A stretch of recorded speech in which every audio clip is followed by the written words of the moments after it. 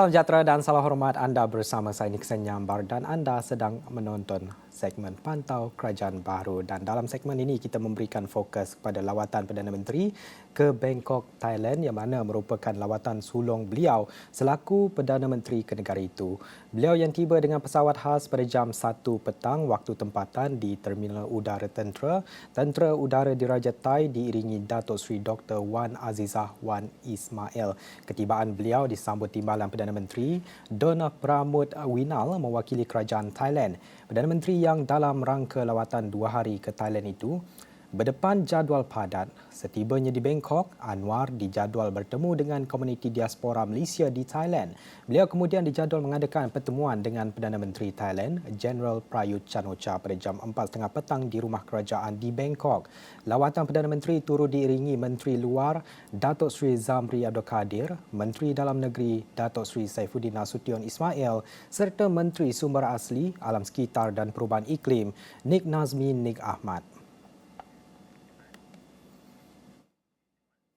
Lawatan Perdana Menteri yang pertama, Datuk Seri Anwar Ibrahim ke Thailand merupakan langkah strategik dalam mengukuhkan hubungan dengan negara-negara ASEAN. Menurut Ketua Jabatan Sejarah dan Tamadun Islam Akademi Pengajian Islam, Universiti Malaya Profesor Dr. Muhammad Roslan Muhammad Noor, selain itu, kunjungan Perdana Menteri juga dijangka menyentuh isu konflik selatan Thailand.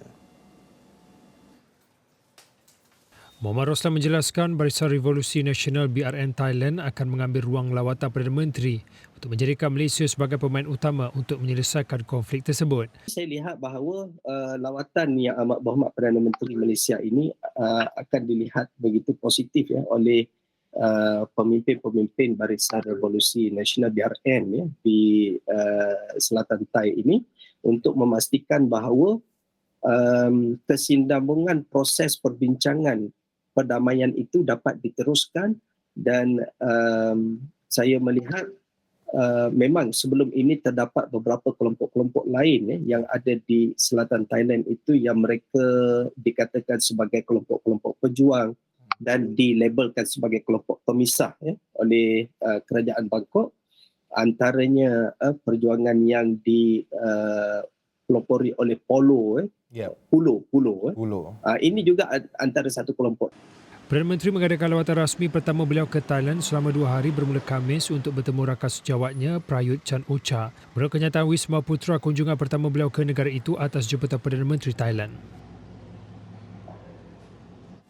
Baik, dalam segmen Pantau Kerajaan Baru ini kita masih memberi fokus kepada lawatan rasmi 2 hari beliau ke Bangkok, Thailand pada hari ini yang mana menjadi lawatan rasmi sulung beliau ke Thailand selepas menyandang jawatan Perdana Menteri Malaysia ke-10.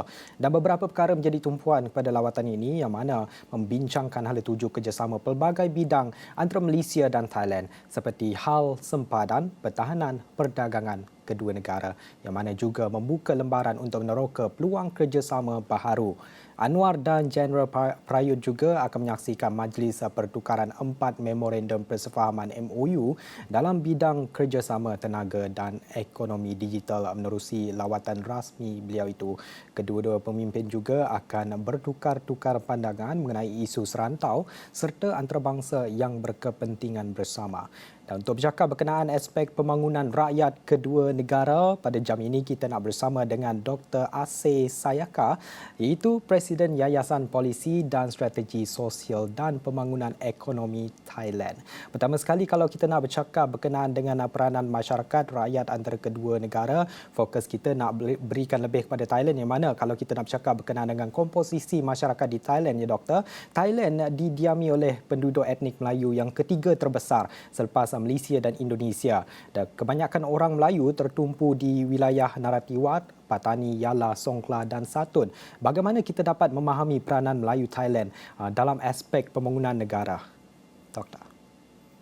Baik, terima kasih. Terima kasih kepada Astor Awani yang sudi jemput saya kepada program petang ini. Okey, supaya ringkas punya isu kepada selatan Thailand. Selatan Thailand, apabila kita cakap wilayah sempadan selatan Thailand, sempadan Thailand dan Malaysia, termasuk Yala, Narathiwat, Patani, Satun dan Songkhla. So the total population about 2.1 million dan 80% ialah Muslim. Dan isu yang kita berlaku yang dibangkit selama 4-5 dekad ialah kemunduran pembangunan di 3-5 wilayah ini, dan kita disenarai sebagai wilayah yang paling miskin di Thailand. Kita punya unemployment rate pun agak tinggi sebab 37 sampai 43%. Dan kita punya ratio punya education rate pun memang agak tinggi. Jadi maksud saya percentage yang pergi belajar kepada universiti pun agak compared to other provinces masih rendah.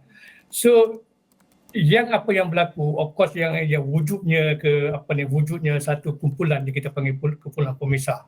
Saya tak nak sentuh banyak kepada kumpulan pemisah, tetapi di sini ada isu-isu yang tertentu yang diungkit oleh kumpulan-kumpulan tertentu kerana di wilayah ini rakyat di sini tidak diambil kira oleh kerajaan pusat dengan secara adil, dan pembangunan tidak betul-betul sentuh kepada pain point yang berlaku daripada wilayah-wilayah tersebut. Ini yang boleh jadi isu-isu yang didedam di dalam hati rakyat di sini. Ya.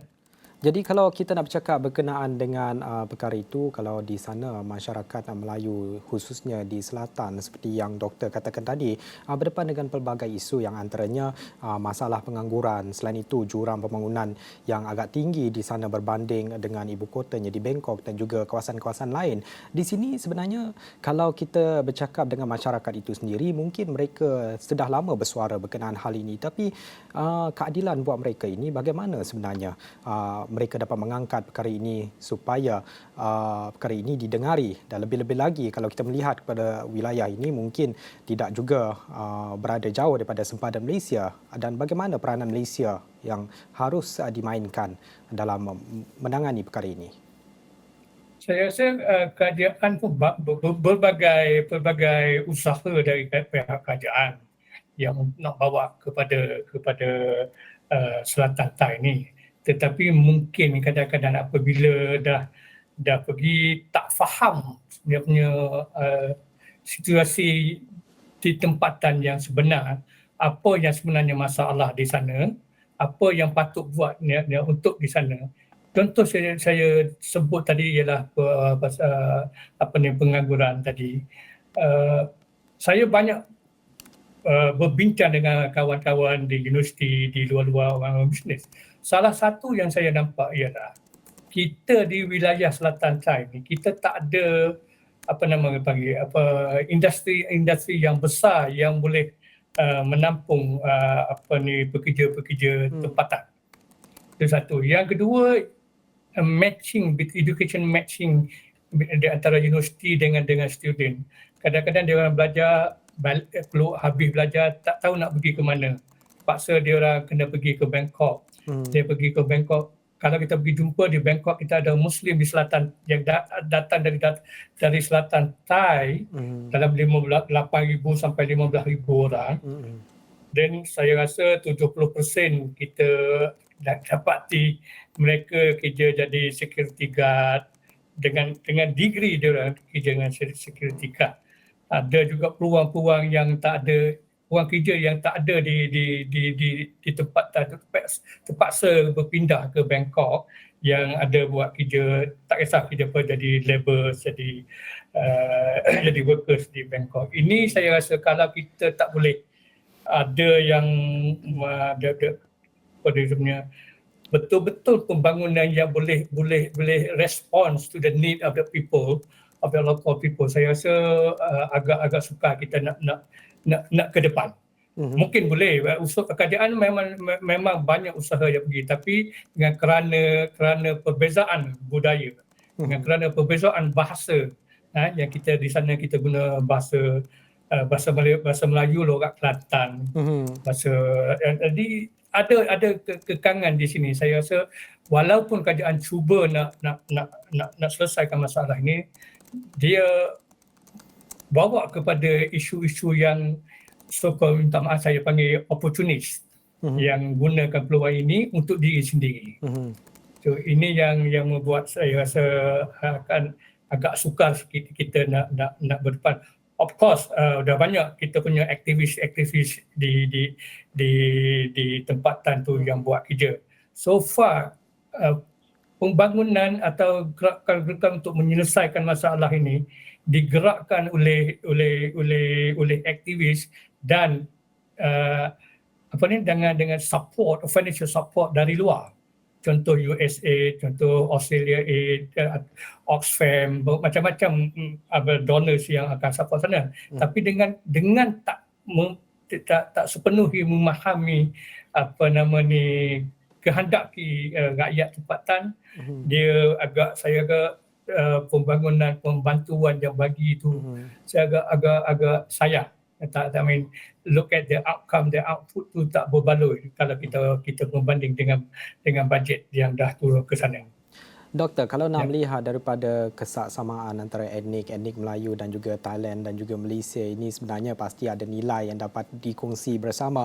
Di sini kalau lawatan Perdana Menteri Malaysia ke Thailand itu sendiri, mungkin doktor sendiri ada bercakap dengan mereka di sana, penduduk tempatan. Mungkin mereka ada bercakap dengan peluang yang boleh digarap oleh etnik Melayu di sana yang dapat diambil menerusi rangka lawatan ini. Mungkin ada satu yang mereka rasakan perlu diberikan perhatian oleh kerajaan kedua-dua negara.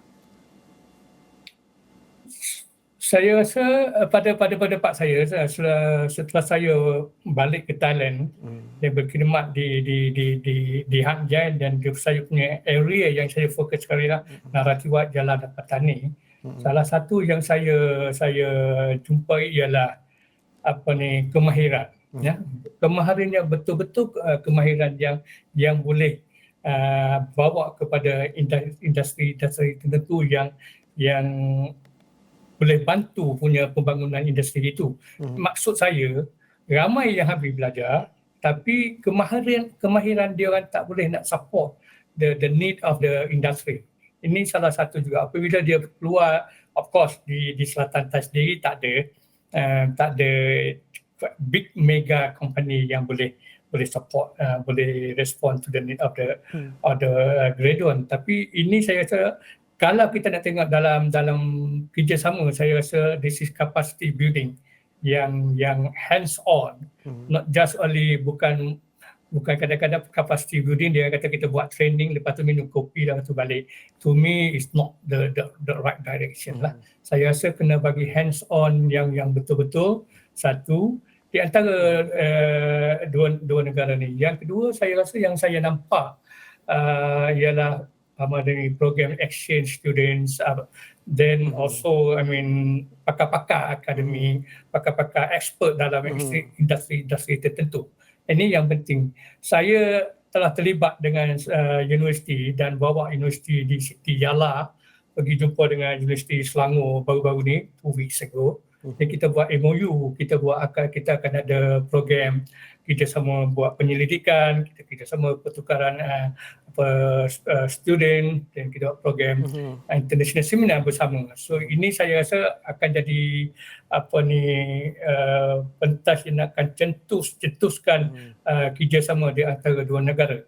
Kita juga pergi kepada Universiti Meritus di KL, dan kita pergi juga akan buat kerjasama juga dengan UPM dalam bidang-bidang tertentu yang kita sedang buat penyelidikan yang secara detail supaya kita nak bawa kerjasama ini into the practices, not just only the paper. Banyak saya percaya banyak kerjasama yang kita tulis atas paper di antara dua negara atau dengan negara mana-mana pun, tetapi kita dalam paper saja. Dengan Malaysia, saya berharap sebab kita jiran, kita dekat sahaja, just cross the border di Sungai Golok. Baru ni kita akan buat satu business matching meeting dekat Kota Baru. So this is something like kita nak bawa to materialize benda ni, perkara ini, supaya dua-dua ni kita boleh betul-betul dapat hasil dalam kerjasama. Okey, pastinya Of banyak course, lagi yang Dr. Asir ya. nak kembangkan. Kita masih lagi nak meneruskan perbincangan, tapi Ya, kita nak berhenti rehat seketika. Kita kembali selepas ini.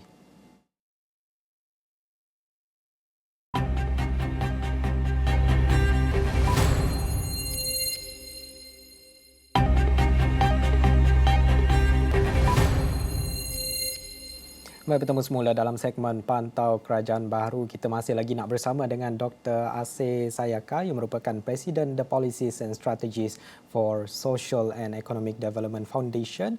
Yang tadi mana Dr. Asir ada menyentuh berkenaan dengan peluang yang harus diteroka, berkenaan dengan pembelajaran dan juga bagaimana program-program baharu ini harus diteroka dalam memastikan rakyat kedua-dua negara ini dapat menerima manfaatnya. Lebih-lebih lagi buat golongan belia dan juga golongan muda di negara itu.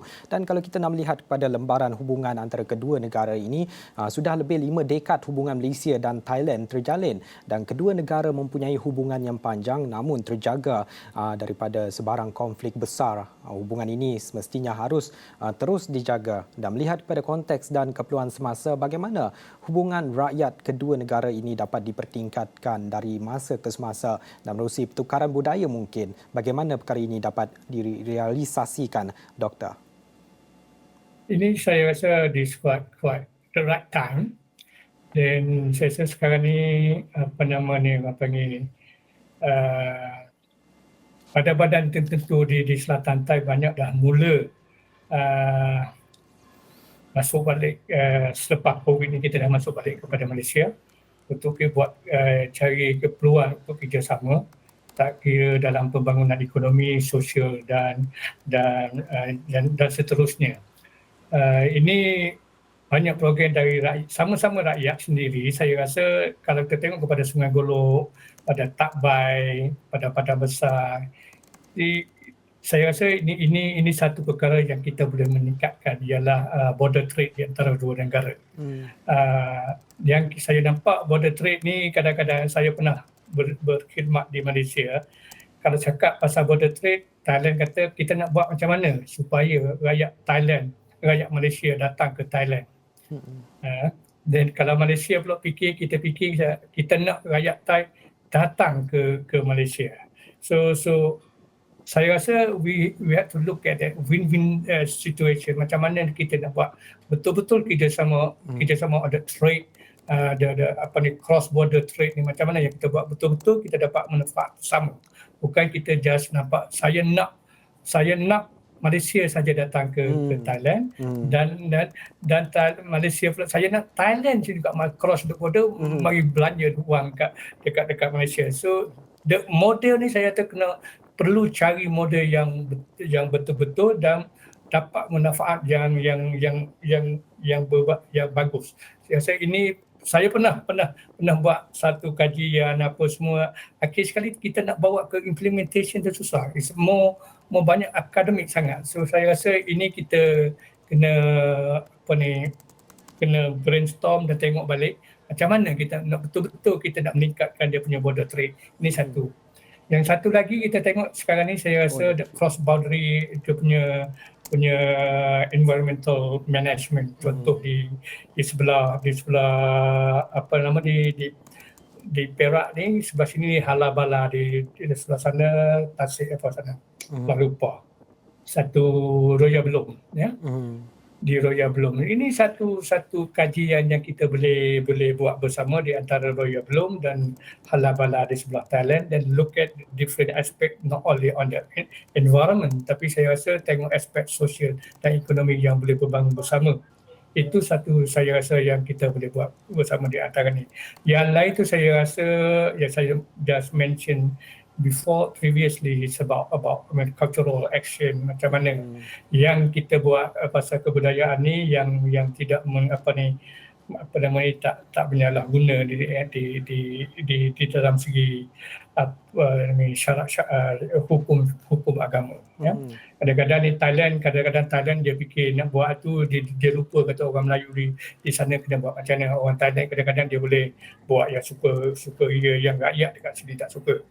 So we have to look at properly, and then we need to look at we have to consider also di border Thailand ni we have multicultural punya society. So this is apa yang kita panggil, kita kena ambil perhatian yang very sensitive. Isu sensitivity pun banyak. So pemerintah betul-betul kena faham. Kena betul-betul ikhlas untuk nak membangun, tak kisah ekonomi ke dan sosial dan seterusnya lah. Mungkin ini perkara yang penting. Mungkin perkara itu boleh dapat diperhalusi untuk masa hadapan, contohnya dengan pewujudan program-program baru merentasi aspek budaya mungkin kan Doktor, dan mungkin juga dari segi pembelajaran konteks kenegaraan antara kedua negara dan sebagainya. Kalau boleh saya rangkumkan apa yang Doktor katakan tadi, apa yang perlu diwujudkan adalah dalam memperhalusi border trade, iaitu win-win situation untuk mengangkat rakyat kedua-dua negara, antara lain juga peluang dalam environmental management, pengurusan alam ini, yang mana kedua negara ini mungkin boleh buat kajian bersama menerusi apa peluang ataupun sumber pelancongan yang ada pada masa ini, seperti yang Doktor katakan tadi, seperti Royal Belum dan juga Ala Bala Thailand, kalau tak silap saya, Doktor. Betul. Tapi selain itu juga, kalau kita nak melihat pada potensi kerjasama dari segi pendidikan, adakah memadai buat masa ini, Doktor, ataupun masih lagi ada banyak lagi perkara yang perlu ditambah baik, dan juga kalau apa yang perlu ditambah baik itu, apa yang menjadi keperluan buat pelajar pada masa ini? Saya rasa the right selection process. Of course kita buat kerjasama dalam pendidikan banyak kita dah buat dah. Saya rasa most of the universities di Selatan Thai ni, kita ada 3, 4, 5 dalam 7 universiti, semua dah ada MOU dengan universiti tertentu di Malaysia. Tapi saya kata that is how to translate this kind of academic research whatever to practices. Yang ni saya rasa kita walaupun kita buat kerjasama, kita buat MOU, kita buat co-research, tetapi sama dua-dua pihak sama-sama simpan dalam local, dia tak ada apa. So how to translate the research finding tu bawa kepada action plan supaya kita nak itu. Of course di salah satu lagi yang saya rasa tak patut saya nak cakap, tapi saya kena keluarkan sikit, ialah kita di sini, saya di Selatan Thai ni, kita hanya nak menerima saja. Siapa nak bagi beasiswa, siapa dia nak bagi bantuan saya. Dan saya rasa pada saya, kalau betul-betul the concept of development ialah give and take. Give and take, ya. Jangan nak terima saja. Kan? So proses ni memang kena betul-betul. Kena ada syarat tertentu, kalau okey you kena buat macam ni, kami boleh bantu banyak ni. Kalau of course kalau orang bagi full 100% punya scholarship, oh good, bagus. Then saya rasa yes, good, you can create the gradual, tapi cara saya rasa dah tiba masa di antara kita nak kerjasama ni, kita kena ada give and take. Dan Malaysia pun saya rasa bukan nak bagi je. Dan kami, saya rasa to me is something like okay, we are willing to accept your support, but can you come with the right direction, the right approach that can you really support us. Dan saya nak tengok perkara ini berlaku di Selatan Thai. Betul. Saya cukup setuju dengan apa yang dikatakan oleh Dr. Asir, yang mana perlunya give and take, dan juga bagaimana perkara ini perlunya ada toleransi, bukan daripada satu pihak saja, tapi pihak yang lain juga dalam mengangkat rakyat. Tapi kalau kita nak memahami perkara situasi di Selatan Thailand itu sendiri juga, bagaimana aktifnya sebenarnya persatuan-persatuan NGO di sana dalam keterlibatan mereka dalam program pembangunan rakyat di kawasan-kawasan di Thailand itu sendiri, Doktor? Yeah, I mean, there are many social activists di Selatan Thai. So to me, to be honest lah, saya nak cakap ni, mohon maaf kepada rakyat di Selatan Thai. Saya pun dari sana, saya pun dari Yala. So tapi saya kalau nak tengok nak sentuh kepada outcome tu, dia dengan kalau kita tengok kepada bajet yang disalurkan di sana dengan outcome tu yang dapat tu, saya rasa tak seimbang lagi. So we need really result oriented of the activities. Of course ada banyak NGO yang buat berjaya. Ya, ada banyak some of them kata dah bagi tahu kata yes, walaupun kita tak nampak sangat, tetapi at least punya mindset orang Melayu di sana sudah diangkat di satu peringkat yang berani bersuara, yang berani bercakap di depan orang berkuasa, something like that. Tetapi kita tengok yang dalam satu aspek lagi, banyak lagi saya pernah kerja dengan NGO. Satu perkataan yang saya jumpa ialah GONGO, Government NGO. Yang ni pun saya rasa sebab dia terima financial support dari kerajaan, so dia buat apa sahaja yang kerajaan nak, yang kerajaan sendiri pun tak faham apa cerita yang sebenar. Ini berlaku yang dan in fact dia punya result to lead to the negative impact kepada rakyat di tempatan. Saya rasa ini kita kena berhalusi dan kita kena tengok balik macam mana kita nak memperbaikan. It's not to complain them that who work hard on the ground already. Baik, terima kasih Dr. Asir Sayekay, itu Presiden Yayasan Polisi dan Strategi Sosial dan Pembangunan Ekonomi Thailand. Itu suara yang kami bawakan daripada kawasan selatan Thailand itu sendiri. Apa yang diharapkan semoganya apa yang diperkatakan oleh Dr. Asir ini memberi manfaat kepada bukan saja mereka di Thailand tapi juga di Malaysia ini. Tapi saya kira itu saja masa yang kita ada dalam segmen Pantau Kerajaan Baru. Saya Nixon Nyambar, salam hormat, kita jumpa lagi.